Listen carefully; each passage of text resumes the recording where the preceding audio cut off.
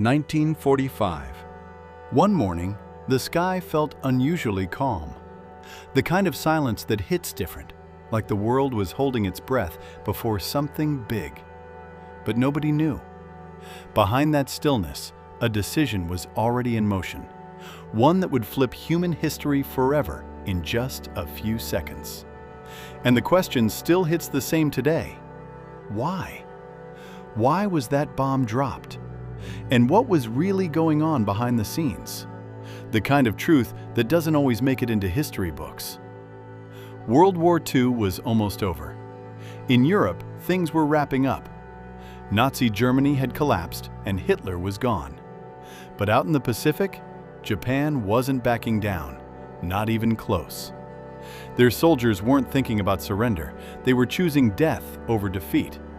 Kamikaze attacks, suicide missions. It was clear. This war wasn't ending anytime soon. Now America was stuck doing some brutal math. If they launched a full land invasion of Japan, millions could die. American soldiers, Japanese civilians, everyone. The war could drag on for another year, maybe more. So they started looking for something else, something that could end everything in one shot. That's when it began, the Manhattan Project. Completely secret, like top-tier classified. Most people didn't even know it existed, not even many politicians. Out in the desert, hidden from the world, massive research facilities were built. Thousands of scientists working day and night, racing against time. Leading it all was J. Robert Oppenheimer, a genius physicist. But inside, he was torn. Because he knew they weren't just building a weapon. They were creating something that could literally end the world. And he wasn't alone. Other legendary minds were involved too, like Albert Einstein. He didn't build the bomb himself, but his warning played a huge role. He had written a letter saying if Nazi Germany built this weapon first, it could mean the end of everything. Then came July 16, 1945. New Mexico desert, the first test, Trinity. The explosion lit up the sky like 1,000 suns going off at once. The ground shook. A massive mushroom cloud rose into the air. People miles away had to cover their eyes. And in that moment, Oppenheimer remembered a line from the Bhagavad Gita.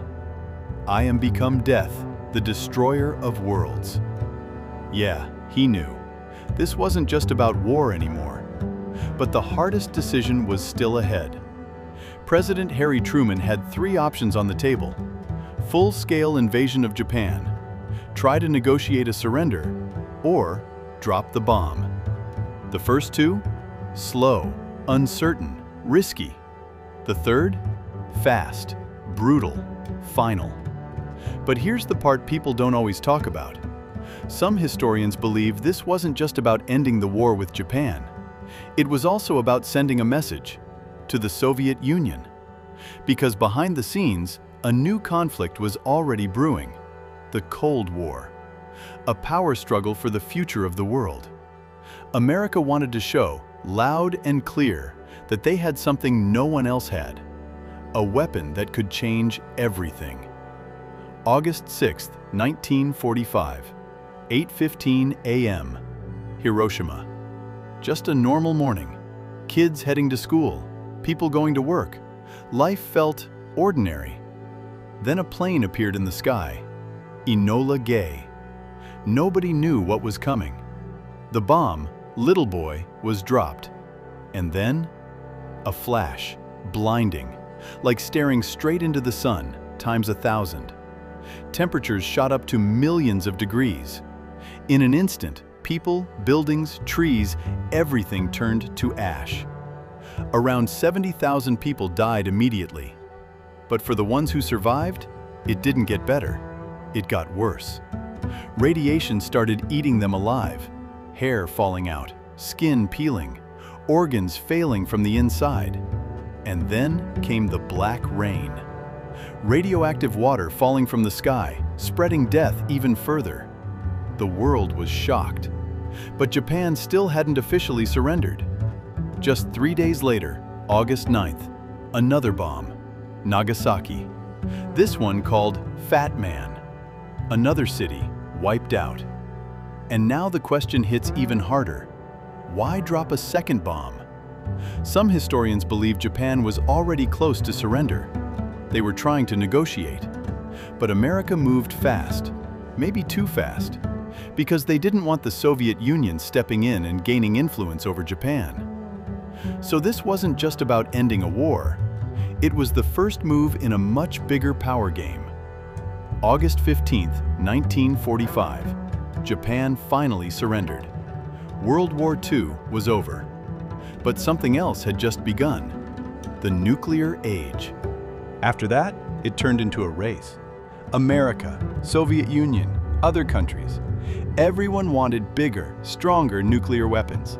The world entered a new reality, where one wrong decision could end everything. The survivors of Hiroshima and Nagasaki were called hibakusha. Their lives never went back to normal.